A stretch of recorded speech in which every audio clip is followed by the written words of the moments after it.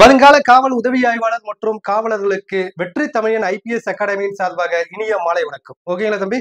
இன்னைக்கு நம்ம என்ன பார்க்க போதும்னு பார்த்தா 10th குடிமையியல்ல பார்த்தா லெசன் 2 நடுவண் அரசை பத்தி பார்க்க போதும். நான் ஏற்கனவே சொல்லியிருக்கேன்ப்பா, குடிமையியல்ல இருந்து மட்டுமே நமக்கு எஸ்ஐல பார்த்தா 10ல இருந்து 15 கொஸ்டின் கேட்க வாய்ப்பு இருக்கு. அதே போல பிசில பார்த்தா குடிமையியல் அண்டு பொருளாதாரம் ரெண்டும் சேர்த்து அதிகபட்சமா 10 கொஸ்டின் கேட்க அதிகப்படியான வாய்ப்பு இருக்கு. பொதுவா குடிமையியல் என்பது என்னன்னு பார்த்தா தலைவர், ஊராட்சி மன்ற தலைவர், கவுன்சிலர், அடுத்து எம்எல்ஏ, எம்பி, முதலமைச்சர், ஆளுநர், குடியரசுத் தலைவர், துணை குடியரசுத் தலைவர், பிரதமர், பிரதம அமைச்சர், அடுத்து பார்த்தா உச்ச நீதிமன்றம், இதை பத்தி படிக்கக்கூடியதுதான் என்னது குடிமையில நம்ம கொடுத்துருக்காங்க. இது எல்லாமே என்ன இருக்குன்னு பார்த்தா நம்ம வாழ்க்கை சூழலோட ஒன்றோட ஒன்று கலந்து இருக்கு. ஓகேங்களா? ஒரு லெவலுக்கு இது என்ன பண்ணலாம், லைன் பை லைனா கொஞ்சம் படிக்கும் போது ஈஸியா என்ன பண்ணிக்கலாம், ஞாபகம் வச்சுக்கலாம். இது ஏன் நம்ம லைன் பை லைனா 10th புக் நடத்துவோம் அப்படின்னு பார்த்தா நமக்கு மேக்ஸிமம் எதுல இருந்து கொஸ்டின் கேட்பாங்கன்னு பார்த்தா 10th இருந்து தான் கேட்பாங்க. அதனாலதான் 10th புக்கு போட்டு உங்களுக்கு என்ன பண்ணிருக்கோம், டவுன்லோட் பண்ணி நடத்துறோம்ப்பா. அதே போல இந்த பாடத்துல மட்டும் கம்பல்சரி ஒரு கொஸ்டின் கேட்பாங்க. அதிகபட்சமா 2 மார்க் கேட்க வாய்ப்பு இருக்கு. குறைந்தபட்சம் ஒரு கொஸ்டின், அதிகபட்சம் 2 கொஸ்டின் கேட்க அதிகப்படியான வாய்ப்பு இருக்கு. பார்க்கலாம்ப்பா. இந்த பாடத்துல எதை படிக்க போறோம், பொதுவா நடுவண் அரசுனா மத்திய அரசு. ஓகேங்களா? மத்திய அரசுடைய எல்லைகள் எதுன்னு பார்த்தா இந்தியா முழுமைக்கும் மத்திய அரசு தன்னுடைய அதிகாரத்தை செலுத்தும். சரிங்களா? இதை கொடுத்திருக்காங்க பாருங்க அழகா. இந்த இந்திய நாடு முழுமைக்கும் மத்திய அரசு தன்னுடைய அதிகாரத்தை செலுத்தக்கூடியது. ஓகே, இந்த பாடத்துல என்னென்ன படிக்க போதும், குடியரசுத் தலைவர் மற்றும் துணை குடியரசுத் தலைவர் ஆகியோரின் அதிகாரங்களை பற்றி அறிய போதும். அடுத்து பிரதம அமைச்சர், அமைச்சரவை பற்றி அறிந்து கொள்ளுதல், மக்களவை மற்றும் மாநிலங்களவை பற்றி புரிந்து கொள்ளுதல், உச்ச நீதிமன்றம் பற்றி அறிதல். இந்த பாடத்துல இவ்வளவுதான் பார்க்க போதும். சரிங்களா? ஓகேப்பா. அறிமுகம். இந்திய நாட்டின் உயர்ந்த அரசாங்க அமைப்பு எதுன்னு பார்த்தா நடுவண் அரசு. கொஸ்டின் கேட்பாங்க, இந்திய நாட்டின் உயர்ந்த அரசாங்க அமைப்பு எது, நடுவண் அரசு. இதனுடைய தலைமையகம் எங்க இருக்குன்னு பார்த்தா புதுடெல்லியில் அமைந்துள்ளது. முக்கியமான கொஸ்டின். அதாவது எப்படி கேட்கலான்னு பார்த்தா நடுவண் அரசின் தலைமையிடம் எங்குள்ளது, எங்க இருக்கு, புதுடெல்லியில இருக்கு. ஓகே, இந்திய அரசியலமைப்பின் பகுதி 5ல 52 முதல் 78 வரையிலான சட்டப்பிரிவுகள் நடுவண் அரசின் நிர்வாகம் பற்றி குறிப்பிடுகின்றன. ஓகேங்களா? அப்ப நடுவண் அரசின் நிர்வாகம் பற்றி சொல்லக்கூடிய பகுதி எதுன்னு பார்த்தா பகுதி 5. ஆர்டிகல் சட்டப்பிரிவுகள் 52ல இருந்து 78 வரைக்கும் சொல்லுது அப்படின்னு சொல்றாங்கப்பா. அடுத்து பாருங்க, இந்திய அரசியலமைப்பை உருவாக்கியவர்கள் இந்தியாவின் பரந்த மற்றும் பன்முகத்தன்மையை கருத்தில் கொண்டு இந்தியாவிற்கு கூட்டாட்சி முறையிலான அரசை வழங்கியுள்ளனர். ஏன் இந்தியாவுக்கு கூட்டாட்சி கொடுத்திருக்காங்க அப்படின்னு பார்த்தா இந்தியா பார்த்தா ஒரு சமய சார்பற்ற நாடு, பல்வேறு மொழிகள், பல்வேறு இன மக்கள், பல்வேறு மதங்கள் வாழக்கூடிய நாடு. அதே போல பல்வேறு கலாச்சாரங்கள் இந்திய நாட்டுல இருக்கு. சரிங்களா? அதனாலதான் இந்தியாவை ஒரு துணைக்கண்டம் என்றும் அழைக்கிறோம். அதனாலதான் என்ன பண்றாங்க, இந்தியாவிற்கு ஒரு கூட்டாட்சி முறையிலான அரசை வழங்கியுள்ளனர். நடுவண் அரசு 3 அங்கங்களை கொண்டது. ஒண்ணு நிர்வாகம், சட்டமன்றம், நீதித்துறை ஆகியவாகும். அப்ப நடுவண் அரசு எத்தனை அங்கங்களை கொண்டுள்ளது, முக்கியமான கொஸ்டின். நடுவண் அரசு 3 அங்கங்களை கொண்டுள்ளது. என்னென்ன இருக்கு, நிர்வாகம், சட்டமன்றம், நீதித்துறை ஆகியவன்னு சொல்றாங்கப்பா. அடுத்து நடுவண் அரசுடைய நிர்வாகம் எப்படி இருக்குன்னு பாருங்க. ஓகே, ஃபர்ஸ்ட் என்னது, நிர்வாகம். நிர்வாகத்துல யார் வராங்க, இந்திய குடியரசுத் தலைவர், அவங்களுக்கு கீழே துணை குடியரசுத் தலைவர், அவங்களுக்கு கீழே பிரதம அமைச்சர், பிரதம அமைச்சர் கீழே யாரு இருக்காங்கன்னு பார்த்தா அமைச்சரவை குழு. இவங்க எல்லாமே எதுல வராங்கன்னு பார்த்தா நிர்வாகத்துல வராங்க. அடுத்து சட்டமன்றம். பொதுவா இந்தியாவின் மத்திய சட்டமன்றம் நாடாளுமன்றம் என்று அழைக்கப்படும். அந்த நாடாளுமன்றத்தில் 2 அவைகள் உள்ளது. ஒன்னு ராஜ்யசபா, இன்னொன்னு பார்த்தா லோக்சபா. ராஜ்யசபானா என்ன, மாநிலங்களவை. ஓகேங்களா? ஓகே, லோக்சபா என்பது மக்களவை. மக்களவைனா மக்களால் தேர்ந்தெடுக்கப்பட்ட பிரதிநிதிகள் உள்ள அவை தான் அது மக்களவை. அடுத்து அப்ப மாநிலங்களவை பார்த்தா டைரக்டா மக்களால் இவங்க தேர்ந்தெடுக்கப்பட மாட்டாங்க, மக்களால் தேர்ந்தெடுக்கப்பட்ட பிரதிநிதிகள் மூலமா என்ன பண்றாங்க, தேர்ந்தெடுக்கப்படுவாங்க. உதாரணத்துக்கு பார்த்தா தமிழ்நாட்டில் தேர்ந்தெடுக்கப்பட்ட லோக்சபா எம்பி மற்றும் எம்எல்ஏ எல்லாம் சேர்ந்துதான் என்ன பண்றாங்க, மாநிலங்களவை ராஜ்யசபா எம்பி தேர்ந்தெடுக்கிறாங்க. அதே போல இந்தியாவில பார்த்தா டோட்டலா 250 ராஜ்யசபா எம்பி பார்த்தா இருக்கணும். ஆனா தற்போது எவ்வளவு இருக்காங்கன்னு பார்த்தா 245 இருக்காங்க. அடுத்து பாருங்க, மக்களவை உறுப்பினர்களின் மொத்த எண்ணிக்கை 552. தற்போதைய மக்களவை உறுப்பினர்களின் எண்ணிக்கை 545. ஓகேப்பா. அடுத்து பாருங்க, இந்த ராஜ்யசபா மாநிலங்களவை 238 உறுப்பினர்கள் இந்தியாவின் மாநில சட்டமன்றங்களால் தேர்ந்தெடுக்கப்படுறாங்க. எத்தனை பேர் இருக்காங்க, 238. 12 உறுப்பினர்கள் குடியரசுத் தலைவரால் நியமனம் செய்யப்பட்டவர்கள். இந்த குடியரசுத் தலைவர் யாருக்கெல்லாம் நியமனம் செய்யறாங்க, ஓகே, கலை, இலக்கியம், அறிவியல், சமூக சேவைகள் போன்றவங்கள பார்த்தா சிறந்து இருக்காங்க. பாத்தீங்களா? அதுல 12 பேர் என்ன பண்றாரு, குடியரசுத் தலைவர் பார்த்தா ராஜ்யசபா எம்பியா நியமனம் பண்றாரு. இப்போ உதாரணத்துக்கு தமிழ்நாட்டுல இளையராஜா, இசை ஞானி இளையராஜா வந்து பார்த்தா ராஜ்யசபா எம்பியா வந்து இருக்காரு. அவங்கள வந்து நியமனம் பண்ணது யாருன்னு பார்த்தா குடியரசுத் தலைவர் வந்து நியமனம் பண்றாங்க. அடுத்து பாருங்க, மக்களவை. ஓகே, மக்களவை வந்து பார்த்தா 543 உறுப்பினர்கள் மக்களால் தேர்ந்தெடுக்கப்பட்டவர்கள். சரிங்களா? 2 உறுப்பினர்கள் குடியரசுத் தலைவரால் நியமிக்கப்பட்ட ஆங்கிலோ இந்தியர்கள். இப்போ வந்து பார்த்தா லேட்டஸ்டா என்ன இருக்குன்னு பார்த்தா இந்த குடியரசுத் தலைவரால் நியமிக்கப்படுறது இல்ல. ஓகேங்களா? 2 உறுப்பினர்களை நியமிக்கப்படுவது கிடையாது. அடுத்து பாருங்க, நீதித்துறை. இந்தியாவின் நீதித்துறையின் மிக உயர்ந்த அமைப்பு எதுன்னு பார்த்தா இந்திய உச்ச நீதிமன்றம். அவங்களுக்கு கீழே தான் எல்லா நீதிமன்றங்களும் இருக்கும். சரிங்களா? அப்ப இந்தியாவின் உச்ச நீதிமன்றம் எதுன்னு பார்த்தா இந்தியாவின் உச்ச நீதிமன்றம். இந்தியாவின் உச்ச நீதிமன்றம் எங்க இருக்குன்னு பார்த்தா புதுடெல்லியில் அமைந்துள்ளது. புதுடெல்லியில் அமைந்துள்ளது. சரிங்களா? ஓகே, இந்த இந்திய உச்ச நீதிமன்றத்துல யார் இருப்பாங்கன்னு பார்த்தா இந்திய தலைமை நீதிபதி இருப்பாங்க. அடுத்து அவங்களுக்கு கீழே என்ன இருக்காங்க, மற்ற நீதிபதிகள்லாம் இருக்காங்க. ஓகே, அடுத்து பாருங்க, நிர்வாகம். ஓகேங்களா? நிர்வாகம் என்பது குடியரசுத் தலைவர், துணை குடியரசுத் தலைவர், பிரதம அமைச்சரை தலைவராக கொண்ட அமைச்சரவை குழு மற்றும் இந்திய அரசின் தலைமை வழக்கறிஞர் ஆகியோரை உள்ளடக்கியது ஆகும். ஓகே, அடுத்து நடுவண் சட்டமன்றமானது நாடாளுமன்றம் என்று அழைக்கப்படுகிறது. ஓகேங்களா? இது ஒரு முக்கியமான கொஸ்டின். இது ஒரு முக்கியமான கொஸ்டின். நடுவண் சட்டமன்றமானது டேஷ் என்று அழைக்கப்படும். என்னன்னு அழைக்கப்படுறாங்க? நாடாளுமன்றம் என்று அழைக்கப்படும்.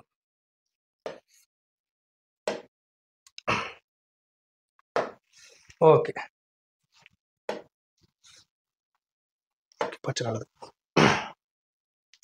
ஓகே, இந்த நாடாளுமன்றம் 2 வகைப்படும், 2 அவைகளை கொண்டுள்ளது. அப்ப கொஸ்டின் கேட்கலாம், நாடாளுமன்றம் எத்தனை அவைகளை கொண்டுள்ளது? 2 அவைகளை கொண்டுள்ளது. ஒன்னு ராஜ்யசபா, இன்னொன்னு வந்து பார்த்தா லோக்சபா. சரிங்களா? ஓகே, அவை மாநிலங்களவை, மக்களவைன்னு சொல்றோம். அப்ப ராஜ்யசபாவுக்கு இன்னொரு பேர் வந்து பார்த்தா மாநிலங்களவை, மக்களவைக்கு இன்னொரு பேர் வந்து பார்த்தா லோக்சபா. நடுவண் நீதித்துறை உச்ச நீதிமன்றத்தை கொண்டுள்ளது. ஓகே, அடுத்து இந்திய குடியரசுத் தலைவர். நடுவண் அரசின் நிர்வாக தலைவர் குடியரசுத் தலைவர் ஆவார். ஓகே, அப்ப மத்திய அரசுடைய நிர்வாக தலைவர் யார் சொல்றாங்க? குடியரசுத் தலைவர். அவர் பெயரளவில் நிர்வாக அதிகாரம் பெற்றவர். அப்ப பாருங்க, இந்தியாவில் பெயரளவு தலைவர் யாருன்னு பார்த்தா குடியரசுத் தலைவர். சரிங்களா? அவருடைய பெயர்ல தான் எல்லா சட்டங்களும் வந்து தீர்மானிக்கப்படும். அதனாலதான் இவர் வந்து பெயரளவு தலைவர் என்று அழைக்கப்படுகிறார். இவர் இந்தியாவின் முதல் குடிமகன் ஆவார். இது ஒரு முக்கியமான கொஸ்டின் பா. ஓகேங்களா? இந்தியாவின் முதல் குடிமகன் யார்? யாரு? குடியரசுத் தலைவர். இவர் முப்படைகளின் தலைமை தளபதியாக செயல்படுகிறார். அதாவது ஆயுத படைகளின் தளபதியாக செயல்படுவது தலைமை தளபதி யாருன்னு பார்த்தா குடியரசுத் தலைவர். இதுக்கு முன்னாடி வந்து பார்த்தா முப்படைகளின் தலைமை தளபதியும் யாருன்னு பார்த்தா குடியரசுத் தலைவர். இப்போ புதுசா அந்த போஸ்டிங் ஒன்று கிரியேட் பண்ணிருக்காங்க. சரிங்களா? ஓகே, அதுக்கு மேல யார் இருக்காங்கன்னு பார்த்தா குடியரசுத் தலைவர் இருக்காரு. அதனாலதான் என்ன சொல்றோம்னு பார்த்தா ஆயுத படைகளின் தலைமை தளபதி குடியரசுத் தலைவர். அரசியலமைப்பு சட்டப்பிரிவு 53 படி குடியரசுத் தலைவர் நேரடியாகவோ அல்லது அவருடைய சார்நிலை அலுவலர்கள் மூலமாகவோ நடுவண் அரசின் நிர்வாக அதிகாரங்களை அரசியலமைப்பின்படி செயல்படுத்துகிறார். ஓகே, அடுத்து குடியரசுத் தலைவர் தேர்தலில் போட்டியிடுவதற்கான தகுதிகள். என்னென்ன தகுதிகள் இருக்கணும்? இந்திய குடிமகனாக இருத்தல் வேண்டும். பொதுவா இந்திய குடியரசுத் தலைவர் இந்திய குடிமகனாக இருத்தல் வேண்டும். 35 வயது பூர்த்தி அடைந்தவராக இருத்தல் வேண்டும். நடுவண் அரசிலோ, மாநில அரசிலோ அல்லது உள்ளாட்சி அமைப்புகளிலோ ஊதியம் பெறும் பதவியில் என்ன பண்ணக்கூடாது? இருத்தல் கூடாது. மக்களவை உறுப்பினராவதற்குரிய தகுதியினை பெற்றிருத்தல் வேண்டும். அவரின் பெயரை குடியரசுத் தலைவர் தேர்ந்தெடுக்கும் வாக்காளர் குழுமத்தில் உள்ள 10 வாக்காளர்கள் முன்மொழியவும் மேலும் 10 வாக்காளர்கள் வழிமொழியவும் வேண்டும். அதாவது உதாரணத்துக்கு நான் குடியரசுத் தலைவராக கூட ஆகலாம்னு சொல்லிட்டு நான் ஆசைப்படலாம். ஆசைப்பட்டா மட்டும் போதாது. அப்படி நான் மனு தாக்கல் பண்ணும்போது குறைந்தது 10 எம்பி என்ன பண்ணணும்? முன்மொழியணும். 10 எம்பி வந்து பார்த்தா வழிமொழியணும். சரியா? அப்ப 20 எம்பியோடைய சப்போர்ட் இருந்தா மட்டும்தான் மனு தாக்கலை என்னால வந்து என்ன பண்ண முடியும். அதான் சொல்றாங்க. அடுத்து பாருங்க, குடியரசுத் தலைவர் பாராளுமன்ற உறுப்பினராகவோ அல்லது சட்டமன்ற உறுப்பினராகவோ பதவி வகிக்க கூடாது. ஓகேங்களா? எந்த ஒரு பதவியிலும் அவர் இல்லாம இருக்கணும். அதான் சொல்றாங்க. ஒருவேளை பதவி வகிக்கும் பட்சத்தில் குடியரசுத் தலைவராக அவர் பதவி ஏற்கும் நாளில் அப்பதவி காலியானதாக கருதப்படும்.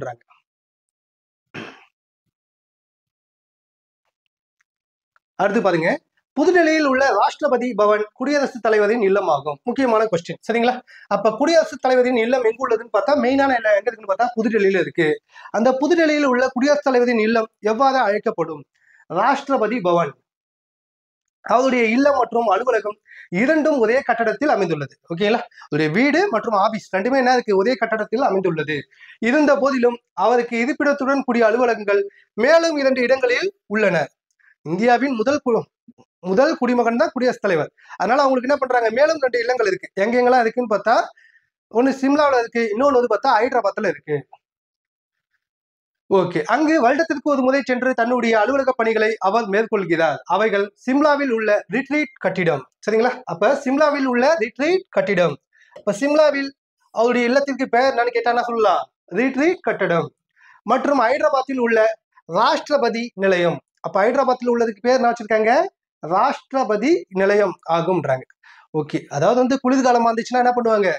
ஹைதராபாத் வந்துருவாங்க. எனக்கு அங்க வெப்பநிலை கொஞ்சம் நல்லா இருக்கும். அதே போல கோடை காலமா இருந்தா குடியரசுத் தலைவர் எங்க போயிடுவாங்க? சிம்லாவுக்கு போயிடுவாங்க. ஓகேங்களா? சிம்லாவில் வந்து எப்படி இருக்குன்னு பார்த்தா கொஞ்சம் கூலிங்கா இருக்கும். அதனால வந்து பார்த்தா இந்தியாவின் முதல் குடிமகன், ஒரு உச்சபட்ச அதிகாரம் உள்ளவங்க வந்து பார்த்தா குடியரசுத் தலைவர். அதனால வந்து பார்த்தா அரசு வந்து இவங்களுக்கு அத்தனை வசதிகளையும் செய்து கொடுத்துள்ளது. இவைகளில் ஒன்று வடக்கிலும் மற்றொன்று தெற்கிலும் அமைந்துள்ளது. இது நாட்டின் ஒற்றுமையையும் மக்களின் பல்வேறுபட்ட கலாச்சாரத்தின் ஒற்றுமையும் பறைசாற்றுகிறது. அடுத்து, குடியரசுத் தலைவருக்கான தேர்தல். குடியரசுத் தலைவர் எப்படி தேர்ந்தெடுக்கப்படுறாங்க? ஓகேங்களா? டைரக்டா மக்களால் தேர்ந்தெடுக்கப்படுறாங்களா? இல்ல. இப்ப நீயோ நானோ என்ன பண்ண முடியாது? டைரக்டா வந்து குடியரசுத் தலைவரை தேர்ந்தெடுக்க முடியாது. ஆனா மக்களால் தேர்ந்தெடுக்கப்பட்ட பிரதிநிதிகள் மூலமா தான் என்ன பண்றாங்க? குடியரசுத் தலைவர் தேர்ந்தெடுக்கப்படுறாங்க. இந்த குடியரசுத் தலைவர் ஒற்றை மாற்று வாக்கு மூலம் விகிதாச்சார பிரதிநிதித்துவத்தின்படி வாக்காளர் குழுமத்தால் தேர்ந்தெடுக்கப்படுகிறார். வாக்காளர் குழுமம் என்பது மாநிலங்களவை மற்றும் மக்களவையின் தேர்ந்தெடுக்கப்பட்ட உறுப்பினர்கள். ஓகேங்களா? ராஜ்யசபா எம்பி, லோக்சபா எம்பி, அடுத்து பாருங்க அனைத்து மாநில சட்டமன்ற உறுப்பினர்கள், தேசிய தலைநகர் டெல்லி மற்றும் புதுச்சேரியில் தேர்ந்தெடுக்கப்பட்ட உறுப்பினர்கள், அதாவது யூனியன் பிரதேசனுடைய உறுப்பினர்கள் ஆகியோரை உள்ளடக்கியதாகும்.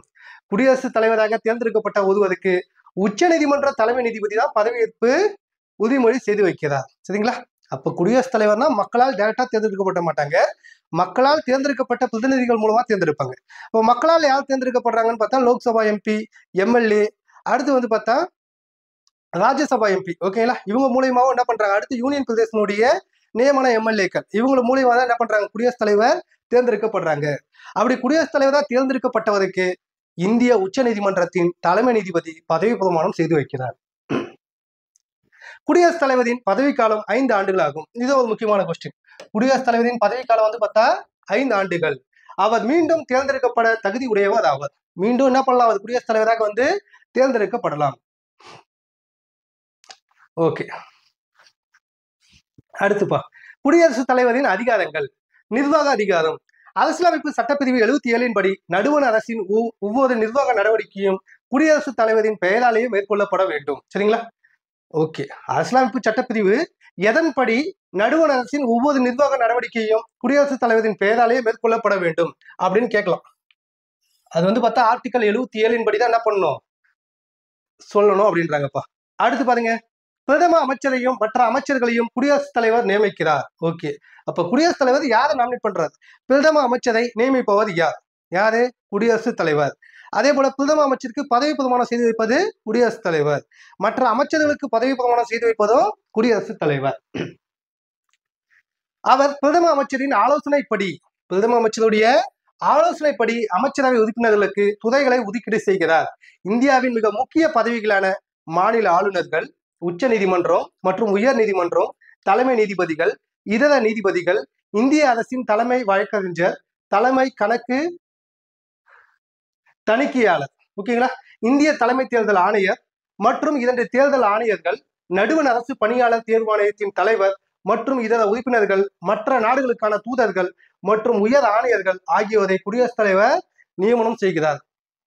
அப்ப பாருங்க, மத்திய அரசுல எதெல்லாம் முக்கியமான பதவிகள் இருக்கோ அந்த பதவிகளை எல்லாமே நியமனம் பண்றது யாருன்னு பார்த்தா குடியரசுத் தலைவர். யாருடைய ஆலோசனைப்படின்னு பார்த்தா பிரதம அமைச்சருடைய அந்த அமைச்சரவை குழுவின் ஆலோசனையின் படிதான் என்ன பண்ணுவார் பார்த்தா குடியரசுத் தலைவர் வந்து அவங்களை வந்து நாமினேட் பண்ணுவார். அடுத்து சட்டமன்ற அதிகாரங்கள். பொது தேர்தலுக்கு பின்னர் நாடாளுமன்றத்தின் புதிய கூட்டத்தொடரை இவர் உரையாற்றி துவக்கி வைக்கிறார். சரிங்களா? இது பாருங்க, ஒரு எம்பி எலெக்ஷன் நடக்குது அப்படின்னு பார்த்தா இப்ப லேட்டஸ்டா ஒரு எம்பி எலெக்ஷன் நடந்தது. அதுல வந்து பார்த்தா மாண்புமிகு பாரத பிரதமர் மோடி அவர்கள் வந்து பார்த்தா 3வது முறையாக மீண்டும் ஆட்சி அமைத்தார். அப்படி முதல் முறையா ஆட்சி அமைத்து என்ன பண்றாங்க, அந்த நாடாளுமன்றம் போகும்போது குடியரசுத் தலைவர் என்ன பண்றாருன்னு பார்த்தா நாடாளுமன்றத்தின் புதிய கூட்டத்தொடரை உரையாற்றி துவக்கி வைப்பார். மேலும் ஒவ்வொரு ஆண்டின் நாடாளுமன்றத்தின் முதல் கூட்டம் இவருடைய உரையுடன் தான் என்ன பண்ணும், துவங்கும்ன்றாங்க. குடியரசுத் தலைவர் ஆண்டுக்கு 2 முறை நாடாளுமன்றத்தை கூட்டுகிறார். ஓகேங்களா? இது ஒரு முக்கியமான கொஸ்டின்.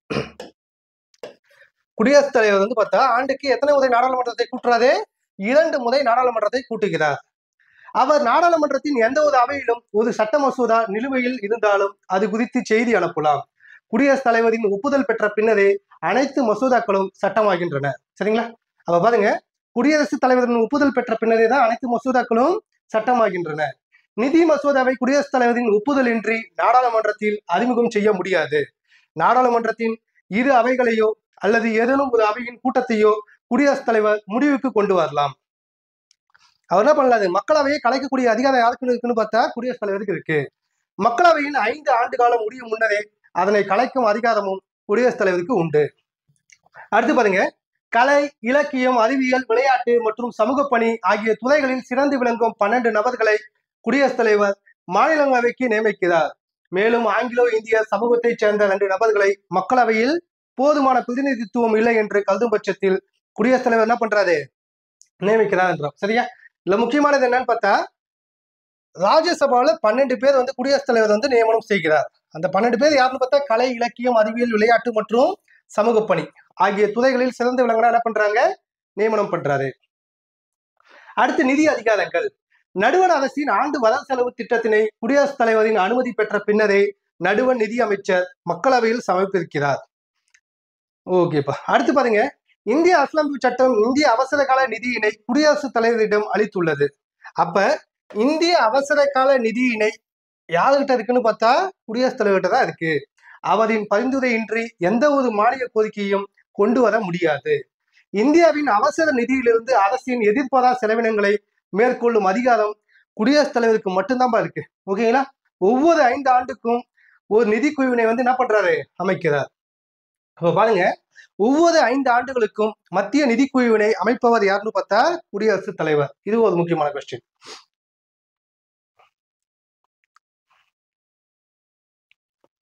அடுத்து பாருங்க, நீதி அதிகாரங்கள். சரிங்களா? அவருக்கு என்ன நீதி அதிகாரம் இருக்கு?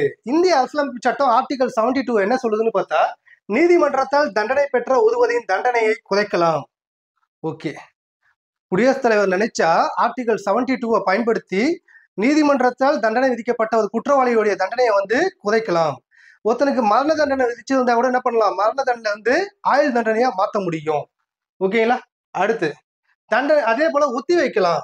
ஒருத்தனுடைய பனிஷ்மெண்ட் என்ன பண்ணலாம்? ஒத்தி வைக்கவும், தண்டனையிலிருந்து விடுவிக்கவும், மன்னிப்பு வழங்கவும் குடியரசுத் தலைவருக்கு அதிகாரம் வழங்கியுள்ளது. இது எல்லாமே எதுல இருந்து? ஆர்டிகல் 72 முக்கியமானது. ஆர்டிகல் 72 சட்டப்பிரிவு 72பா. ஓகேங்களா? அடுத்து ராணுவ அதிகாரங்கள். நடுவண் அரசின் பாதுகாப்பு படையின் தலைமை தளபதி என்ற அதிகாரத்தை சட்டப்பிரிவு 53 கிளாஸ் 2 குடியரசுத் தலைவருக்கு வழங்கியுள்ளது. சரிங்களா? அப்ப எந்த சட்டப்பிரிவு? 53 கிளாஸ் 2. இதுவும் நாம் வச்சுங்க. அவர் சட்டத்தின்படி இராணுவத்தை வழிநடத்துகிறார். அடுத்து ராஜதந்திர அதிகாரங்கள். வெளிநாடுகளுக்கான இந்திய தூதர்களை குடியரசுத் தலைவர் நியமிப்பதோடு மட்டுமல்லாமல் அவர் இந்தியாவுக்கான வெளிநாட்டு தூதர்களையும் வரவேற்கிறார். வெளிநாடுகளுக்கான அனைத்து உடன்படிக்கைகளும் ஒப்பந்தங்களும் குடியரசுத் தலைவரின் பெயராலேயே நடைபெறுகின்றன. சரியா? அப்ப பாருங்க, வெளிநாட்டு இந்திய தூதர்களை நியமனம் செய்வதும் யாருன்னு பார்த்தா குடியரசுத் தலைவர் தான் நியமனம் பண்றார். அடுத்து நெருக்கடி நிலை அதிகாரங்கள். ஓகேங்களா?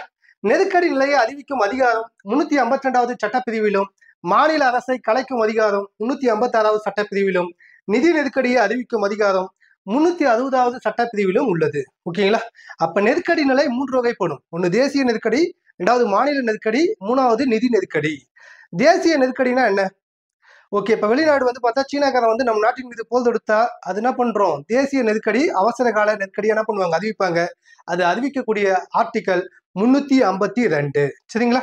ஓகே, இப்போ ஒரு மாநில அரசு ஒழுங்கா செயல்படலாம் என்ன பண்ணுவாருன்னு பார்த்தா ஆளுநரின் பரிந்துரையின்படி குடியரசுத் தலைவர் அந்த மாநில ஆட்சியை கலைச்சிட்டு தாமாவே என்ன பண்ணுவாரு? டைரக்டா வந்து குடியரசுத் தலைவர் ஆட்சி அமல்படுத்தப்படும். உதாரணத்துக்கு வந்து மணிப்பூர். சரிங்களா? அது என்ன ஆர்டிகளை பயன்படுத்துவார்னு பார்த்தா ஆர்டிகல் 356. சரிங்களா? ஒரு நாட்டுடைய நிதி பற்றாக்குறையா போனா என்ன பண்ணுவாங்கன்னு பார்த்தா நிதி நெருக்கடி ஏற்படும்.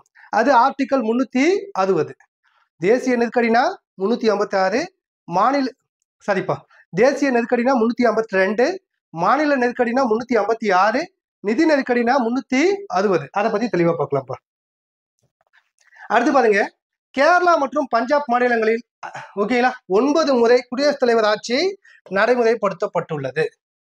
எத்தனை முறை நடைமுறைப்படுத்தியிருக்காங்க? 9 முறை நடைமுறைப்படுத்தியிருக்காங்க. இப்ப லேட்டஸ்டா மணிப்பூர்ல தான் என்ன பண்ணிருக்காங்க? அதிக முறை குடியரசுத் தலைவர் ஆட்சி வந்து நடைமுறைப்படுத்தியிருப்பாங்க. அது செக் பண்ணிக்கலாம்ப்பா. அடுத்து குடியரசுத் தலைவர் நீக்கம். ஓகே, குடியரசுத் தலைவரை எப்படி நீக்கலாம்? குடியரசுத் தலைவர் தன்னுடைய பணித்துறப்பு கடிதத்தினை துணை குடியரசுத் தலைவரிடம் வழங்கலாம். அவராகவே முன் வந்து எனக்கு இல்லப்பா அந்த வேலை வேணாம்னு சொல்லிட்டு என்ன பண்ணலாம்? துணை குடியரசுத் தலைவருக்கு ராஜினாமா லெட்டர் கொடுக்கலாம். அவர் சட்டப்பிரிவு 61 படி அரசியலமைப்பை மீறிய குற்றச்சாட்டு நிரூபிக்கப்படுவதன் மூலம் பதவி நீக்கம் செய்யப்படலாம். இது முக்கியமானது. ஓகேவா? ஆர்டிகல் 61 படி அரசியலமைப்பை மீறிய குற்றச்சாட்டு நிரூபிக்கப்படுவதன் மூலம் பதவி நீக்கம் என்ன பண்ணலாம்? செய்யப்படலாம். இவருக்கு எதிரான குற்றச்சாட்டு நாடாளுமன்றத்தின் 2 அவைகளிலும் தீர்மானமாக கொண்டு வரப்பட்டு நிறைவேற்றப்பட வேண்டும். மேலும் அவைக்கு வருகை புரிந்தவர்களில் 1/4 குறையாமல் ஆதரவு தெரிவிக்க வேண்டும். குடியரசுத் தலைவர் தனது பதவிக்காலம் முடிந்தாலும் அவருக்கு பின் ஒருவர் பதவியேற்கும் வரை அப்பதவியில் என்ன பண்ணலாம்? தொடரலான்றாங்க. சரிங்களா? அடுத்து துணை குடியரசுத் தலைவர். ஆர்டிகல் 63 சரிங்களா? சட்டப்பிரிவு 63வது பிரிவின்படி நாட்டின் 2வது உயர்ந்த பதவியை துணை குடியரசுத் தலைவர் வகிக்கிறார். இப்போ முதல் குடிமகன்னா குடியரசுத் தலைவர், 2வது உயர்ந்த பதவி வந்து பார்த்தா துணை குடியரசுத் தலைவர். அலுவலக முன்னுரிமையின்படி குடியரசுத் தலைவருக்கு அடுத்த தரநிலையில் இவர் உள்ளார். இப்பதவி அமெரிக்க துணை குடியரசுத் தலைவரின் பதவியை போன்றது. இப்ப இந்தியாவின் துணை குடியரசுத் தலைவர் பதவி எந்த நாட்டை போன்றது? அமெரிக்காவின் துணை குடியரசுத் தலைவர் பதவியை போன்றது. நாட்டின் அரசாங்க நடவடிக்கைகள் தொடர்ச்சியாக நடைபெற இப்பதவி உருவாக்கப்பட்டுள்ளது. ஓகேப்பா. இவங்களுக்கு போட்டியிடுவதற்கான என்ன தகுதிகள்? சரிங்களா? என்ன குடியரசுத் தலைவருக்கு என்ன தகுதி இருக்கோ அதே தகுதிகள் தான் யாருக்கு வேணும்? துணை குடியரசுத் தலைவருக்கும் தேர்தலில் போட்டியிடுவதற்கான தகுதிகள் வேண்டும்ன்றாங்க. பொதுவா இந்திய குடிமகனாக இருக்கணும், 35 வயது வரை பூர்த்தி அடைந்தவராக இருத்தல் வேண்டும். நடுவண் அரசியலோ மாநில அரசியலோ அல்லது உள்ளாட்சி அமைப்புகளிலோ ஊதியம் பெறும் பதவியில் இருத்தல் கூடாது. மாநிலங்களவை உறுப்பினராவதற்குரிய மற்ற தகுதிகளையும் பெற்றிருத்தல் வேண்டும். அடுத்து இவங்களுடைய தேர்தல் மற்றும் பதவிக்காலம். சரிங்களா? குடியரசுத் தலைவரின் பதவிக்காலம் 5 ஆண்டுகள். அதே போலதான் துணை குடியரசுத் தலைவரின் பதவிக்காலமும் 5 ஆண்டுகள். சட்டப்பிரிவு 66 கிளாஸ் 1 படி துணை குடியரசுத் தலைவர் மக்களால் நேரடியாக தேர்ந்தெடுக்கப்படாமல் குடியரசுத் தலைவர் போல மறைமுக தேர்தல் மூலமா தேர்ந்தெடுக்கப்படுகிறார். ஓகேங்களா? துணை குடியரசுத் தலைவரும் மக்களால் டைரக்டா தேர்ந்தெடுக்கப்படாம மக்களால் தேர்ந்தெடுக்கப்பட்ட பிரதிநிதிகள் மூலமா தேர்ந்தெடுக்கப்படுகிறார். துணை குடியரசுத் தலைவரின் பதவிக்காலம் 5 ஆண்டுகள் ஆகும். முக்கியமான கொஸ்டின். சரியா? அப்ப குடியரசுத் தலைவருக்கும் 5, துணை குடியரசுத் தலைவருக்கும் பதவிக்காலம் 5 ஆண்டுகள். பதவிக்காலம் முடியும் முன்னரே பணி துறப்பு, இறத்தல், பணி நீக்கம் ஆகிய காரணங்களால் அவரது பதவி முடிவுக்கு வரலாம். அவர் மீண்டும் துணை குடியரசுத் தலைவராக தேர்ந்தெடுக்கும் தகுதி உடையவர்.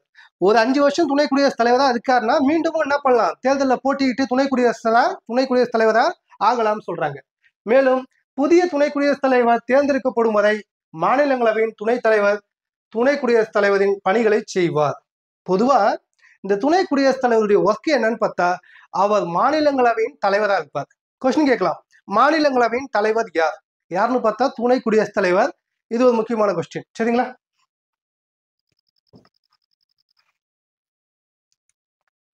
அடுத்து பாருங்க, குடியரசுத் தலைவர் மற்றும் துணை குடியரசுத் தலைவர் பதவிகள் ஒரே சமயத்தில் காலியாக இருக்கும் பட்சத்தில் உச்ச நீதிமன்ற தலைமை நீதிபதி குடியரசுத் தலைவரின் பணிகளை செயலாற்றுவார்.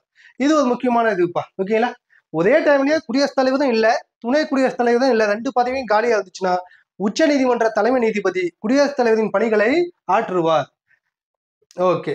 1969ஆம் ஆண்டு இத்தகைய ஒரு நிகழ்வின் போது உச்ச நீதிமன்ற தலைமை நீதிபதி எம் இதயத்துல்லா குடியரசுத் தலைவராக நியமிக்கப்பட்டார். சரிங்களா? அப்ப குடியரசுத் தலைவராக நியமிக்கப்பட்ட உச்ச நீதிமன்ற தலைமை நீதிபதி யாருன்னு பார்த்தா எம் இதயத்துல்லா. எந்த வருஷம் பார்த்தா 1969. ஓகே. துணை குடியரசுத் தலைவருடைய செயல்பாடுகள் என்ன? துணை குடியரசுத் தலைவர் மாநிலங்களவையின் தலைவராக செயல்படுகிறார். முக்கியமான கொஸ்டின். மாநிலங்களவையின் நடவடிக்கைகளை முறைப்படுத்துகிறார். மாநிலங்களவையின் மரபு ஒழுங்கு முறைகளை தீர்மானிக்கிறார். மாநிலங்களவையின் தீர்மானம் அல்லது கேள்விகளை அனுமதிப்பதை முடிவு செய்கிறார். மிகப்பெரிய பிரச்சனையின் போது அவையின் நடவடிக்கைகளை அவர் ஒத்திவைக்கவும் அல்லது முடிவுக்கு கொண்டு வரவும் செய்கிறார்.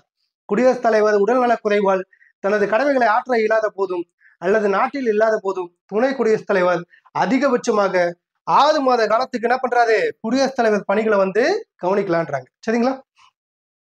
அடுத்து முடிவு வாக்கு, கேஸ்டிங் ஓட். மாநிலங்களவையில் சட்ட மசோதாவின் மீது நடைபெற்ற வாக்கெடுப்பு சமநிலையில் இருக்கும் பட்சத்தில் அரசியலமைப்பு சட்டப்பிரிவு ஆர்டிகல் 100 படி துணை குடியரசுத் தலைவர் வாக்கு அளிக்கலாம். சரிங்களா? ஒரு சட்ட மசோதாவின் மீது ஆளுங்கட்சி எதிர்கட்சி 2 பேரும் ஒரே ஈக்குவலா ஓட்டு போட்டாங்க, சமநிலையில இருக்குன்னா துணை குடியரசுத் தலைவர் என்ன பண்ணலாம், ஓட்டு போடலாம். சரிங்களா? சப்போஸ் அவர் ஓட்டு போடும் பட்சத்துல யாரும் என்ன பண்ண முடியாது, கேள்வி கேட்க முடியாது. இது சட்ட மசோதாவின் ஒப்புதலுக்கு ஒரு வாக்கு மட்டுமே தேவை என்ற நிலையை குறிக்கும்.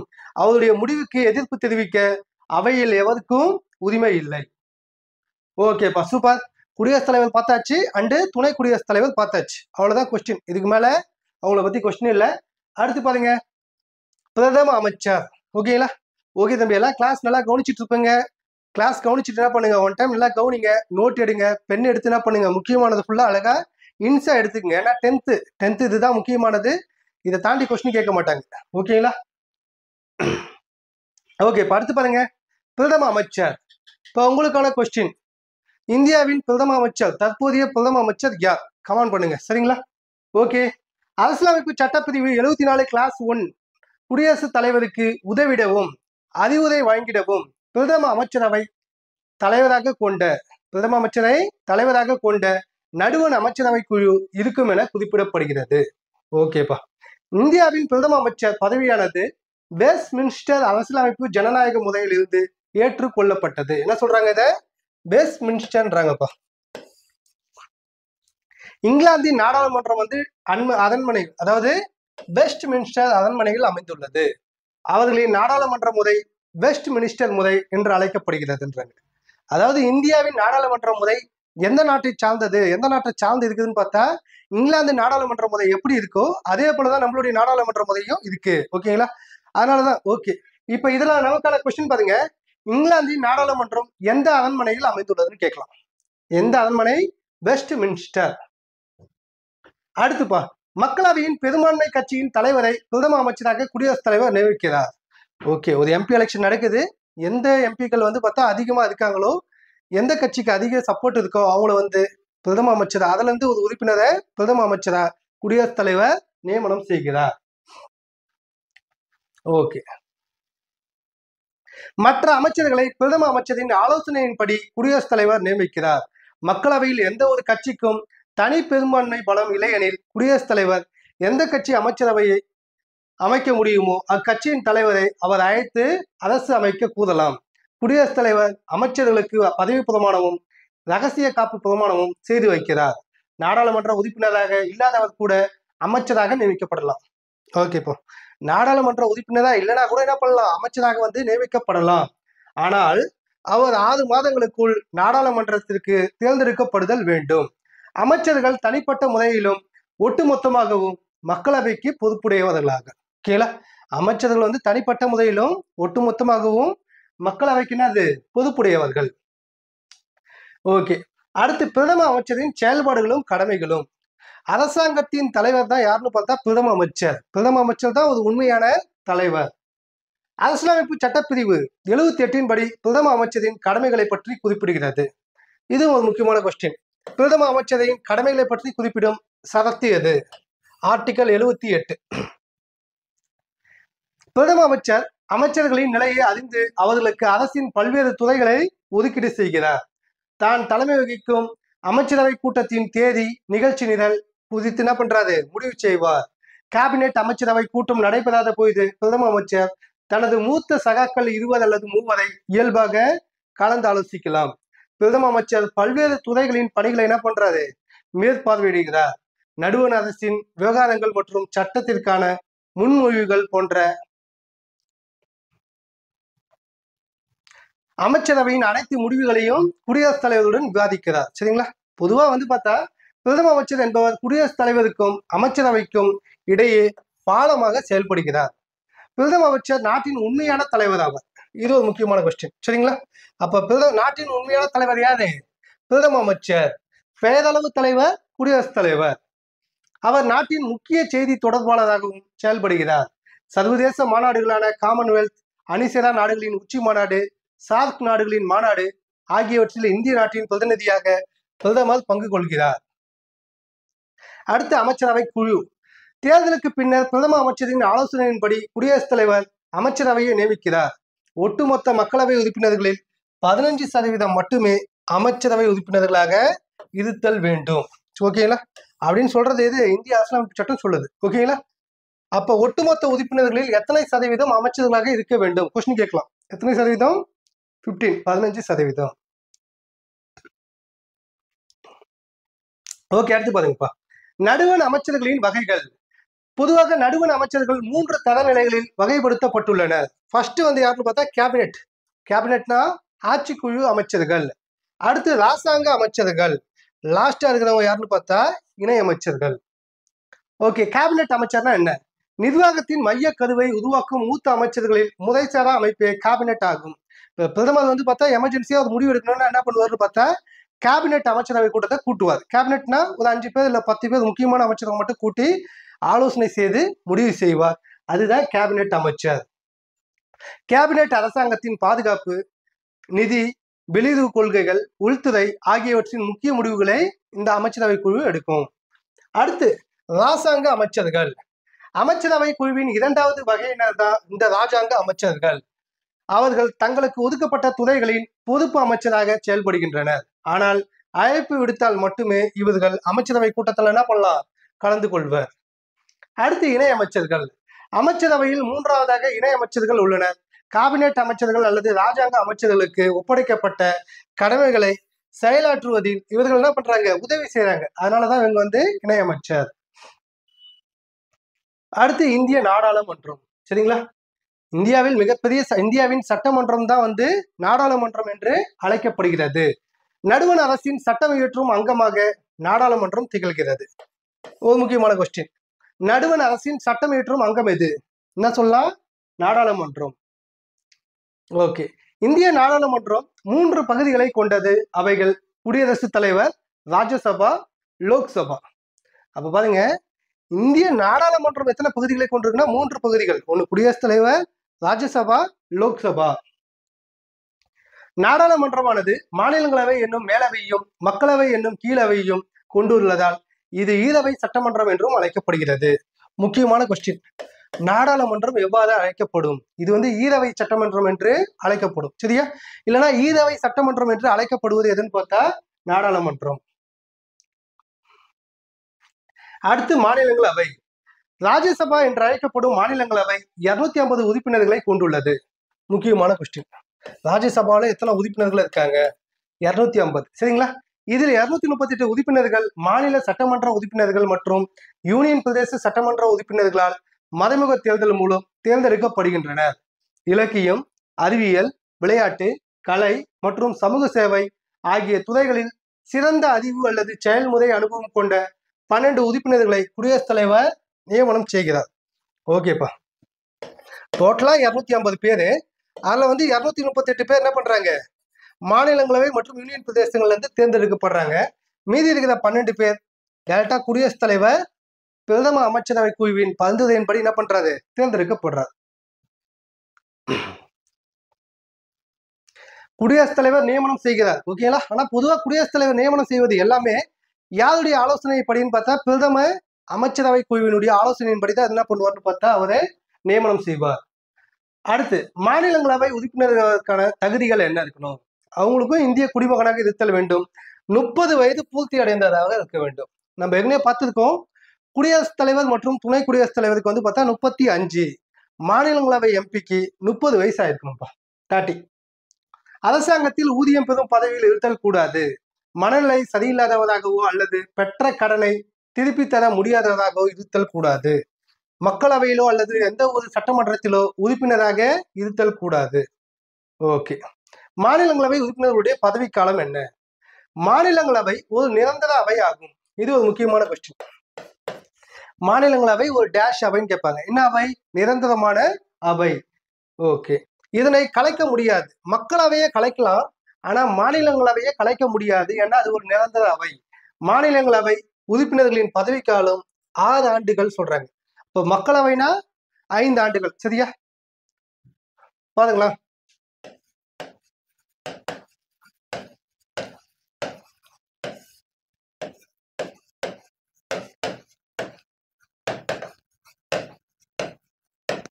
ஓகே ஓகேப்பா, இங்க பாருங்க முக்கியமானது. இது வந்து பார்த்தா இந்த அவையை வந்து என்ன பண்ண முடியும், கலைக்க முடியும். சரிங்களா, மக்களவை என்ன பண்ண முடியும், கலைக்கலாம். ஆனா மாநிலங்களவை வந்து பார்த்தா கலைக்க முடியாது. இது ஒரு நிரந்தர அவை, நிரந்தர அவை. ஓகே, இவங்களுடைய பதவி காலம் வந்து பார்த்தா 5 ஆண்டுகள். சரியா, ஓகே. இதே மாநிலங்களுடைய பதவி காலம் வந்து பார்த்தா 6 ஆண்டுகள். அதே போல பாருங்க, மக்களவை வந்து பார்த்தா 25 வயது நிரம்பினா என்ன பண்ணலாம், மக்களவைக்கு வந்து போட்டி போடலாம். ஓகேங்களா, இங்க வந்து 30 வயது ஆனாதான் என்ன பண்ண முடியும், மாநிலங்களவை எம்பியாக வந்து நியமிக்க முடியும். இது ரெண்டும் உள்ள வேறுபாடுகள். இதுல இருந்து தான் என்ன பண்ணுவாங்க, எப்பயுமே ஒரு கொஸ்டின் கேட்கலாம், ஞாபகம் வச்சுங்கப்பா.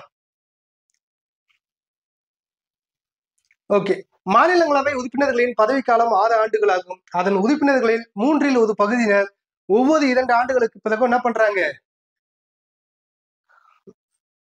ஓய்வு பெறுகின்றனர். சரியா, அதனால் ஏற்படும் காலியிடங்கள் புதிய உறுப்பினர்களால் நிரப்பப்படுகின்றன. துணை குடியரசுத் தலைவர் பதவி வழி மாநிலங்களவையின் தலைவராக செயல்படுகிறார். அப்ப துணை குடியரசுத் தலைவர் எங்க செயல்படுறாருன்னு பார்த்தா மாநிலங்களவையின் தலைவராக செயல்படுகிறார். மாநிலங்களவையின் துணைத் தலைவர் அதன் உறுப்பினர்களால் தேர்ந்தெடுக்கப்படுகிறார்.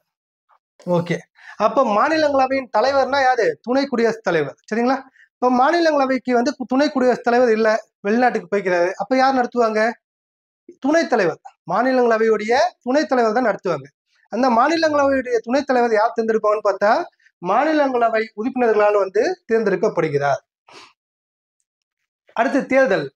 தேர்ந்தெடுக்கப்பட்ட மாநில சட்டமன்ற உறுப்பினர்களால் ஒற்றை மாற்று வாக்கு மூலம் விகிதாச்சார பிரதிநிதித்துவ முறையில் மாநிலங்களவை உறுப்பினர்கள் தேர்ந்தெடுக்கப்படுகின்றனர்.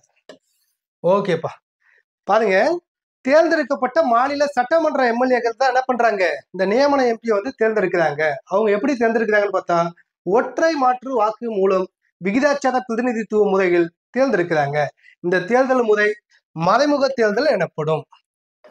அப்ப மாநிலங்களவை எம்பி வந்து எப்படி தேர்ந்தெடுக்கிறாங்க, மறைமுக தேர்தலா தேர்ந்தெடுக்கிறாங்க. இவர்கள் மக்களால் நேரடியாக தேர்ந்தெடுக்கப்படுவதில்லை. அடுத்து நிதி மசோதா. நிதி மசோதாவினை திருத்தம் செய்யவோ அல்லது நிராகரிக்கவோ மாநிலங்களவைக்கு அதிகாரம் இல்லை. மக்களவையில் மட்டுமே நிதி மசோதாவினை அறிமுகப்படுத்த முடியும். முக்கியமான கொஸ்டின். நிதி மசோதாவை எங்கு அறிமுகப்படுத்தலாம், மக்களவையில் மட்டும்தான் என்ன பண்ண முடியும், நிதி மசோதாவை அறிமுகப்படுத்த முடியும். இம்மசோதா மாநிலங்களவையின் ஒப்புதலுடன் சட்டமாக மாறும். மாநிலங்களவை 14 நாட்களுக்குள் ஒப்புதல் அளிக்கவில்லை எனில் ஒப்புதல் பெறாமலேயே சட்டமாகிவிடும். சரியா, இப்போ பாருங்க, 14 days 2 வீக்ல வந்து பார்த்தா மாநிலங்களவை ஒப்புதல் கொடுக்கணும். அப்படி கொடுக்கலன்னா என்ன பண்ண முடியும், அது வந்து ஒப்புதல் பெறாமலே சட்டமாகிவிடும். மாநிலங்களவையின் சட்ட திருத்தத்திற்கான முன்மொழிவுகளை மக்களவை கருத்தில் கொள்ள வேண்டியதில்லை. எந்த முன்மொழிகளும் மக்களவை என்ன பண்ணலாம், நிராகரிக்கலாம். ஓகேங்களா,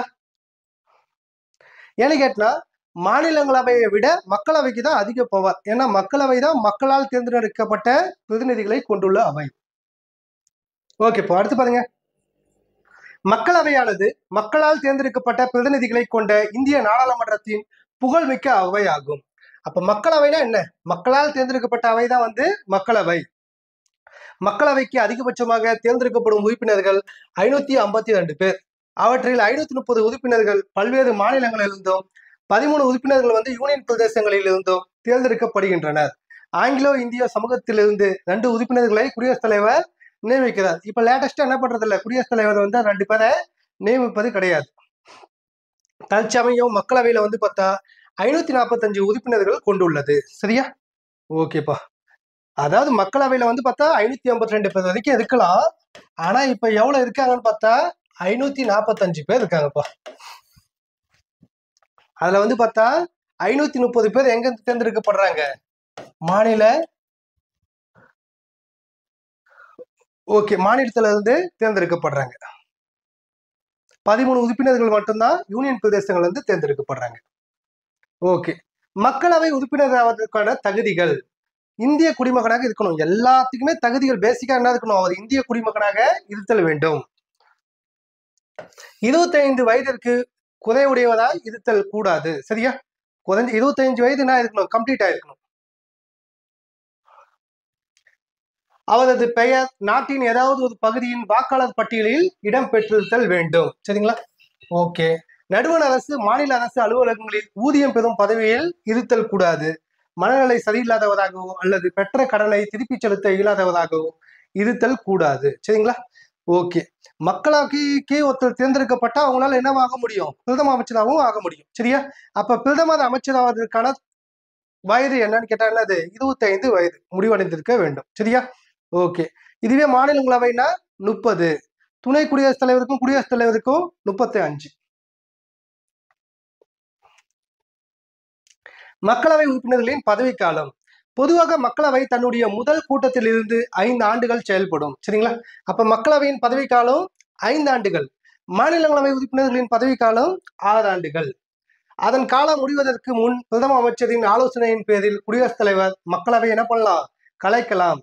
இந்திய அரசியலமைப்பின் நெருக்கடி நிலை சட்டத்தின்படி மக்களவையின் நம்பிக்கை வாக்கெடுப்பில் எந்த ஒரு கட்சிக்கோ அல்லது கூட்டணிக்கோ பெரும்பான்மை இல்லாத பட்சத்தில் குடியரசுத் தலைவர் மக்களவை என்ன பண்ணலாம்? கலைக்கலாம். சரிங்களா? இப்ப பார்த்தா உதாரணத்துக்கு 2-3 கட்சிகள் சேர்ந்து என்ன பண்ணிருப்பாங்கன்னு பார்த்தா ஆட்சி அமைச்சிருப்பாங்க. ஓகேங்களா? ஆட்சி அமைச்சிருக்கும் போது பாதி காலம் முடிஞ்ச உடனே என்ன பண்ணுவாங்க? அந்த கூட்டணி கட்சிகள்லாம் வாபஸ் பெற்றுட்டா ஆட்டோமேட்டிக்கா அவங்களுடைய மெஜாரிட்டி டவுன் ஆயிடும். மெஜாரிட்டி டவுன் ஆயிடுச்சுன்னா ஆட்டோமேட்டிக்கா குடியரசுத் தலைவர் என்ன பண்ணலாம்? நாடாளுமன்றத்துல லோக்சபாவை கலைக்கலாம். அடுத்து மக்களவைக்கான தேர்தல். மக்கள் தொகையின் அடிப்படையில் உருவாக்கப்பட்ட நாடாளுமன்ற தொகுதிகளில் உள்ள மக்களால் நேரடியாக மக்களவை உறுப்பினர்கள் தேர்ந்தெடுக்கப்படுகின்றனர். சரியா? அப்ப மக்களவை உறுப்பினர்கள் தேர்ந்தெடுப்பது யாருன்னு பார்த்தா மக்கள் தான் டைரக்டாவே தேர்ந்தெடுப்பாங்க. மக்களவை தேர்தலுக்கான ஏற்பாடுகள், மேற்பார்வையிடுதல், நடத்துதல் ஆகிய பணியினை இந்திய தேர்தல் ஆணையம் செய்கிறது. மக்களவை உறுப்பினர்களை தேர்ந்தெடுப்பதில் வயது வந்தோர் வாக்குரிமை பின்பற்றப்படுகிறது. என்ன வாக்குரிமை? வயது வந்தோர் வாக்குரிமை. வாக்காளர்களாக பதிவு செய்யப்பட்ட 18 வயது நிரம்பிய இந்திய குடிமக்கள் அனைவரும் தங்கள் பிரதிநிதிகளை தேர்ந்தெடுக்க தகுதியுடையவர் ஆகலாம். சரியா? 18 வயசு முடிஞ்சா என்ன பண்ணலாம்? நம்ம ஓட்டு போடலாம். அடுத்து மக்களவையின் செயல்பாடுகள். அனைத்து மசோதாக்களையும் மக்களவையில் அறிமுகப்படுத்தவும் நிறைவேற்றவும் முடியும். ஓகே. எல்லா மசோதாவும் மக்களவையில என்ன பண்ணலாம்? அறிமுகப்படுத்தலாம், நிறைவேற்றவும் முடியும். நிதி மசோதா உள்பட.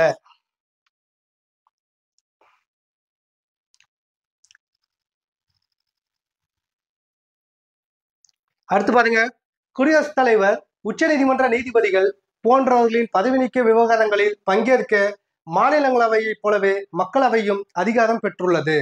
அரசியலமைப்பு சட்ட திருத்தத்திற்கான எந்த ஒரு மசோதாவை நிறைவேற்றுவதிலும் மாநிலங்களவையை போலவே மக்களவையும் சமமான அதிகாரம் பெற்றுள்ளது. மக்களவை உறுப்பினர்கள் குடியரசுத் தலைவர், துணை குடியரசுத் தலைவர் ஆகியோரை தேர்ந்தெடுக்கும் அதிகாரம் பெற்றுள்ளனர். நம்பிக்கையில்லா தீர்மானம் லோக்சபாவில் மட்டுமே அறிமுகப்படுத்த முடியும். ஓகேங்களா? அப்ப நம்பிக்கையில்லா தீர்மானம் எங்க மட்டும்தான் அறிமுகப்படுத்த முடியும்? லோக்சபால மட்டும்தான் அறிமுகப்படுத்த முடியும். தமிழகத்திலிருந்து நாடாளுமன்றத்துக்கு தேர்ந்தெடுக்கப்பட்ட உறுப்பினர்கள் மாநிலங்களவையிலிருந்து 18 பேர்ப்பா, மக்களவைக்கு 39 எம்பி. ஓகேங்களா? தமிழ்நாட்டுல இருந்து லோக்சபா எம்பி 39 பேர் என்ன பண்ணிருக்கோம்? நம்ம அமைச்சிருக்கோம். சரிங்களா? அதே போல ராஜ்யசபா எம்பி பார்த்தா 18 உறுப்பினர்களை நம்ம அமைச்சிருக்கோம். அடுத்து சபாநாயகர். மக்களவையை தலைமையேற்று நடத்துபவர் யாருன்னு பார்த்தா சபாநாயகர். மாநிலங்களவையை தலைமையேற்று நடத்துபவர் துணை குடியரசுத் தலைவர். மக்களவையை தலைமையேற்று நடத்துபவர் சபாநாயகர். அவர் மக்களவை உறுப்பினர்களால் தேர்ந்தெடுக்கப்படுகிறார். அப்ப சபாநாயகர் யாரால் தேர்ந்தெடுக்கப்படுறாரு? மக்களவை உறுப்பினர்களால் தேர்ந்தெடுக்கப்படுகிறார். நாடாளுமன்ற மக்களாட்சியில் சபாநாயகரின் பதவி ஒரு முக்கிய இடத்தை வகிக்கிறது. மக்களவை கலைக்கப்பட்டாலும் புதிய சபாநாயகர் தேர்ந்தெடுக்கும் வரை அவர் என்ன பண்றாரு? பதவியில் நீடிப்பார். நாடாளுமன்ற இரு அவைகளின் கூட்டத்திற்கு தலைமை வகிப்பார். அப்ப நாடாளுமன்ற 2 அவைகளின் கூட்டத்திற்கு தலைமை என்ன பண்றார்? சபாநாயகர் வகிப்பார். அவர் ஒரு மசோதாவை நிதி மசோதாவா அல்லது சாதாரண மசோதாவா என தீர்மானிக்கும் அதிகாரம் பெற்றுள்ளார். முக்கியமான கொஸ்டின். ஒரு மசோதாவை நிதி மசோதாவா அல்லது சாதாரண மசோதாவா என்று தீர்மானிக்கும் அதிகாரம் பெற்றவர் யாருன்னு பார்த்தா சபாநாயகர். சபாநாயகர் பதவி காலியாக இருக்கும் போது அல்லது வருகை புரியாத போதும் துணை சபாநாயகர் மக்களவைக்கு தலைமை வகிப்பார். சரியா? இப்ப உங்களுக்கான கொஸ்டின், இந்தியாவின் முதல் பெண் சபாநாயகர் யார்? இந்திய மக்களவையின் முதல் பெண் சபாநாயகர் யார்? கமெண்ட் பண்ணுங்க. எல்லாமே நல்லா ஆக்டிவா கமெண்ட் பண்ணுங்க. இந்த வீடியோஸ் பார்க்குறது எல்லாமே என்ன பண்ணுங்க, கொஸ்டின் எதனா கேட்டா ஆன்சர் என்ன பண்ணுங்க, கமெண்ட் பண்ணுங்க, ஷேர் பண்ணுங்க, லைக் பண்ணுங்க. நீங்க எந்த அளவுக்கு ஷேர் பண்ணி லைக் பண்றவங்களோ கமெண்ட் பண்றவங்களோ அந்த அளவுக்கு எங்களுக்கு ஒரு பூஸ்டப்பா இருக்கும். ஓகேங்களா? நடத்துறதுக்கு இன்னும் கொஞ்சம் எங்களுக்குள்ள ஒரு மோட்டிவேஷன் வரும். இன்னும் நல்லா நடத்தணும், இன்னும் நல்லா சொல்லிக் கொடுக்கணும்ன்ற ஒரு எனர்ஜி எங்களுக்கு கிடைக்கும் தம்பி. ஓகேங்களா? ஓகே, அடுத்து பாருங்க, நாடாளுமன்ற கூட்டத்தொடர். இந்த நாடாளுமன்ற கூட்டத்தொடர் வந்து பார்த்தா ஒரு வருஷத்துக்கு 3 டைம் நடக்கும். ஒன்று பட்ஜெட் கூட்டத்தொடர், இன்னொன்று மழைக்கால கூட்டத்தொடர், அடுத்து குளிர்கால கூட்டத்தொடர் அப்படின்னு சொல்லிட்டு ஒரு வருஷத்திற்கு 3 டைம் வந்து நாடாளுமன்றம் கூடும்ன்றாங்க. இந்த பட்ஜெட் கூட்டத்தொடர் வந்து பார்த்தா பிப்ரவரி முதல் மே வரை, பிப்ரவரியில இருந்து மே மாசம் வரைக்கும். மழைக்கால கூட்டத்தொடர் ஜூலைல இருந்து செப்டம்பர் வரை. ஓகேங்களா? குளிர்கால கூட்டத்தொடர் நவம்பர் டிசம்பர். ஓகேப்பா. அப்ப நாடாளுமன்ற கூட்டத்தொடர் வருஷத்துக்கு எத்தனை டைம்? 3. ஒன்று பட்ஜெட், மழைக்கால கூட்டத்தொடர், குளிர்கால கூட்டத்தொடர். அப்படியே மந்த்தும் ஞாபகம் வச்சுக்கோங்க. அடுத்து நாடாளுமன்றத்தின் அதிகாரங்கள் மற்றும் செயல்பாடுகள். இந்திய நாடாளுமன்றம் சட்டம் இயற்றுதல், நிர்வாகத்தினை மேற்பார்வையிடுதல், வரவு செலவு திட்டத்தினை நிறைவேற்றுதல், பொதுமக்கள் குறைகளை போக்குதல், மேலும் வளர்ச்சி திட்டங்கள், சர்வதேச உறவுகள், உள்நாட்டு கொள்கைகள் போன்றவைகளை விவாதித்தல் என பல பணிகளை செய்கிறது. நாடாளுமன்றம் குடியரசுத் தலைவர் மீதான அரசியல் குற்றச்சாட்டுகளை விசாரிக்கவும், உச்ச நீதிமன்ற, உயர் நீதிமன்ற நீதிபதிகள், தலைமை தேர்தல் ஆணையர், இந்திய தலைமை கணக்கு தணிக்கையாளர் ஆகியோரை அரசியலமைப்பு சட்ட விதிமுறைகளின்படி பதவி நீக்கம் செய்யவும் அதிகாரம் பெற்றுள்ளது.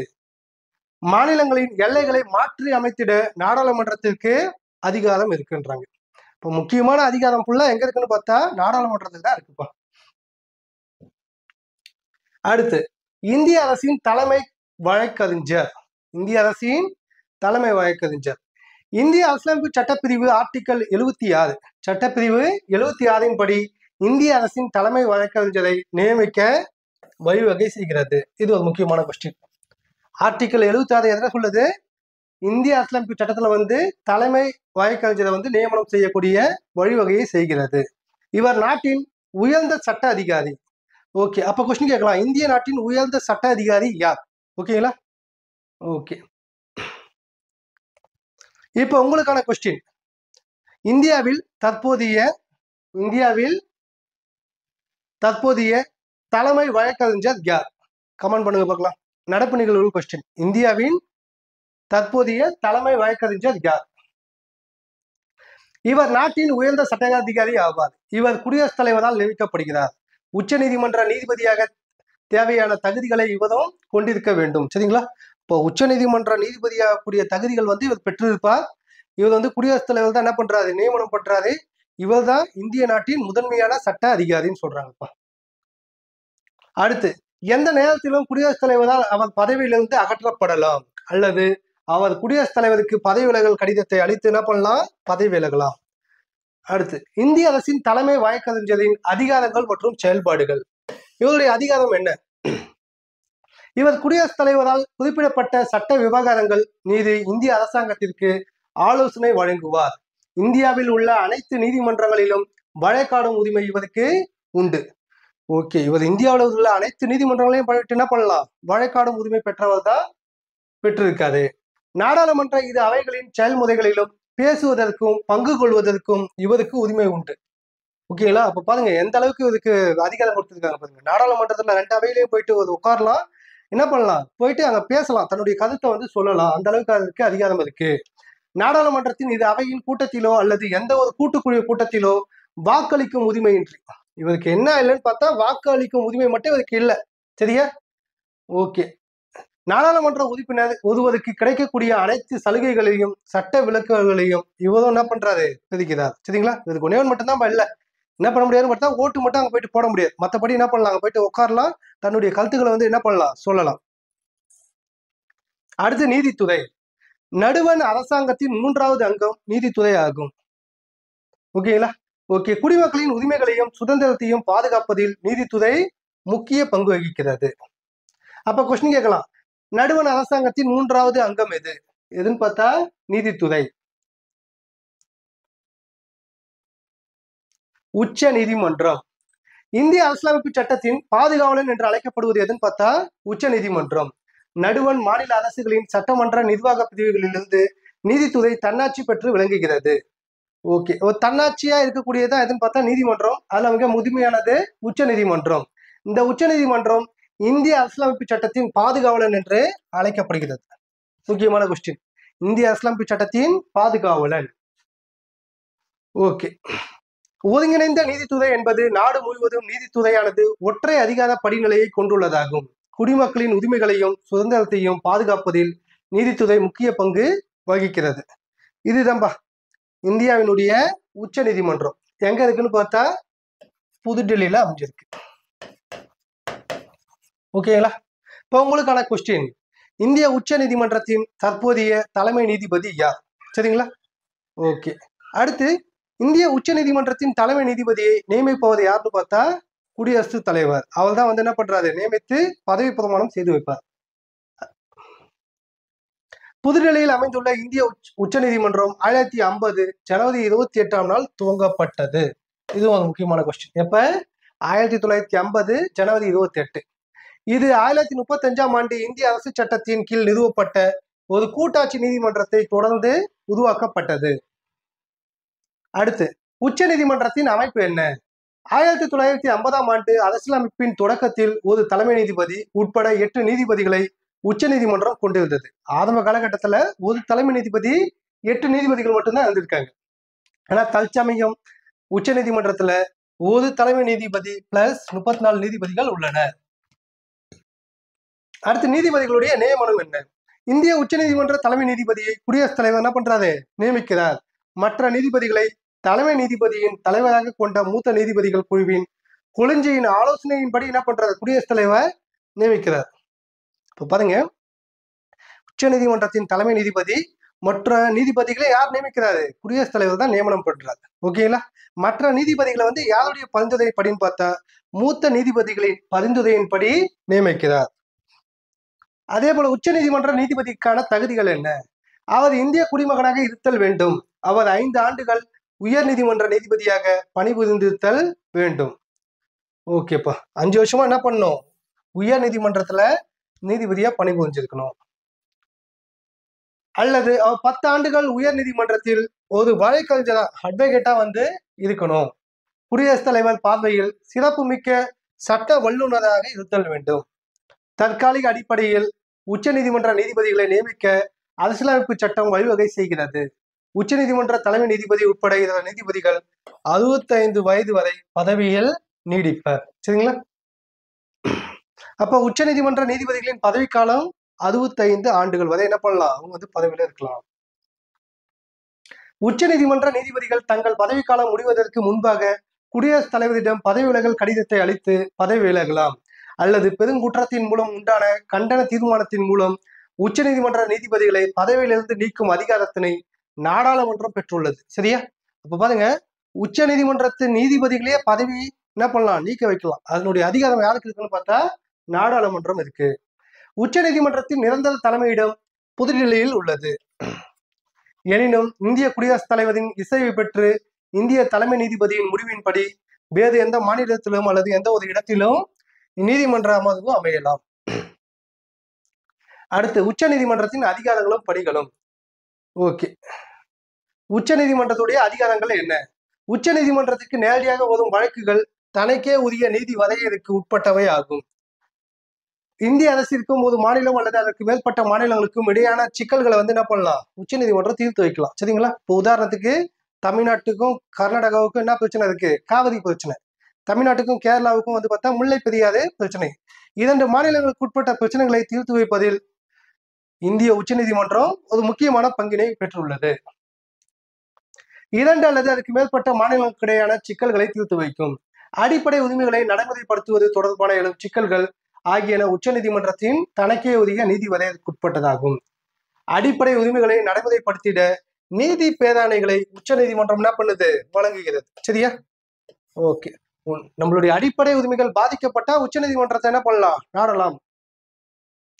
அடுத்து மேல்முறையீட்டு நீதி வரையறை. இப்ப பாருங்க, ஹைகோர்ட்ல போனா ஒருத்தன் என்ன பண்ணுவோம், அக்யூஸ்ட். சரிங்களா? அவர் தண்டனை பெற்ற குற்றவாளின் என்று அறிவிக்கப்பட்டாலும் உச்ச நீதிமன்றத்துல என்ன பண்ணலாம், மேல்முறையீடு செஞ்சு அவள் தங்களை நிரபராதி என்று என்ன பண்ணலாம், மாத்தக்கூடிய அதிகாரம் வந்து உச்ச நீதிமன்றத்துக்கு இருக்கு. அடுத்து, நீதிமன்றங்கள் உரிமையியல், குற்றவியல், அரசியலமைப்பு வழக்குகள் மீதான தீர்ப்புகளுக்கு எதிரான மேல்முறையீட்டு வழக்குகளை உச்ச நீதிமன்றம் விசாரிக்கிறது. அப்படிப்பட்ட வழக்குகளை தீர்க்க அரசியலமைப்பு சட்டப்படி மேலும் சட்ட விளக்கம் தேவையான உயர் நீதிமன்ற சான்றிதழ்கள் அளித்தால் மட்டுமே அவ்வழக்குகளை உச்ச நீதிமன்றத்தின் முன் கொண்டு செல்ல முடியும். அடுத்து, ஆலோசனை நீதி வரையறை. பொது முக்கியத்துவம் வாய்ந்த எந்த ஒரு சட்டம் அல்லது உண்மை மீதான உச்ச நீதிமன்றத்தின் கருத்தினை பெற அரசியலமைப்பு சட்டம் குடியரசுத் தலைவருக்கு என்ன பண்ணுது, அதிகாரத்தினை வழங்குகிறது. சரியா? அடுத்து, உச்ச நீதிமன்றம் பிறப்பிக்கும் ஆணை இந்தியாவின் அனைத்து பகுதியில் உள்ள நீதிமன்றங்களையும் கட்டுப்படுத்தும். அப்ப அனைத்து நீதிமன்றங்களையும் கட்டுப்படுத்தும் நீதிமன்றம் எதுன்னு பார்த்தா உச்ச நீதிமன்றம். குடியரசுத் தலைவரின் ஒப்புதல் பெற்று நீதிமன்றத்தின் பொதுவான செயல்முறைகள், வழிமுறைகள், ஒழுங்குபடுத்தும் விதிகளை உருவாக்க உச்ச நீதிமன்றத்துக்கு அதிகாரம் வழங்கப்பட்டுள்ளது. அடுத்து, நீதி புனராய்வு. ஒரு சட்டத்தினை அரசியலமைப்பு சட்டத்திற்கு முதலானது என அறிவிக்கும் அதிகாரம் உச்ச நீதிமன்றத்திடம் உள்ளது. அப்ப ஒரு சட்டத்தினை அரசியலமைப்பு சட்டத்திற்கு முதலானது என அறிவிக்கும் அதிகாரம் யாருக்கு இருக்கு, உச்ச நீதிமன்றத்துக்கு இருக்கு. சரியா? இது நீதி புனராய்வு எனப்படும். இதெல்லாம் சொல்றாங்க, நீதி புனராய்வு. பின்வரும் தனிப்பட்ட நீதிமன்ற மறு ஆய்வு அதிகாரங்களை உச்ச நீதிமன்றம் பெற்றுள்ளது. நடுவண் அரசு மற்றும் மாநிலங்களுக்கிடையான பிரச்சனைகள், அடிப்படை உரிமைகளை பாதுகாத்தல். ஓகே,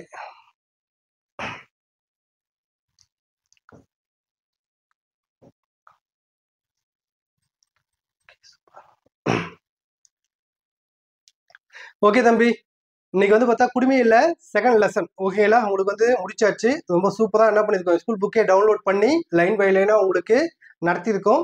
இந்த பாடத்துல வந்து மட்டுமே குறைந்தபட்சம் ஒரு கொஸ்டின், அதிகபட்சமா 2 கொஸ்டின் கேட்க வாய்ப்பு இருக்கு. இதை என்ன பண்ணுங்க, நல்லா கவனிங்க.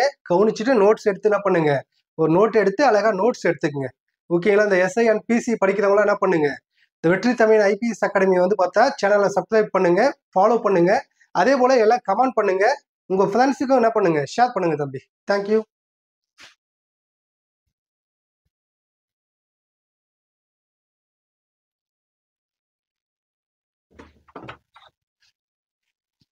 மஞ்சு, மஞ்சு, எப்படி ஆஃப் பண்றது, எப்படி ஆஃப் பண்றது, அப்படியே ஆஃப் பண்றதுல அப்படியே ஆஃப் பண்ண வெளியே வந்துடணுமா, வந்து பண்ணுங்க. நான் எடுத்து